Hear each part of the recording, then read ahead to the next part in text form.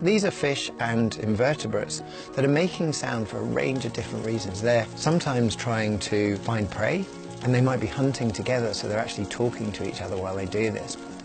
They might be trying to detect predators, but they're also then using sound to establish a territory, to impress each other. So it's a bit like listening to a full orchestra, and it produces this wonderful cacophony of biological sound.